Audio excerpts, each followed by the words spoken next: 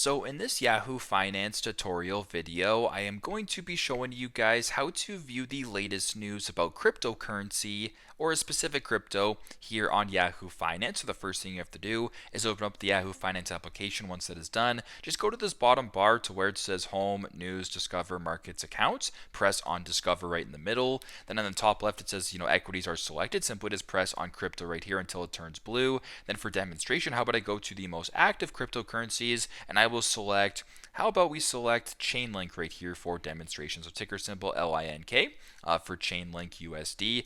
Now, if you want to view the latest news regarding Chainlink or whatever crypto it may be, simply just go on this screen, then keep scrolling down past key statistics and keep scrolling down, slash set price alert. Keep scrolling down until it says latest news right here.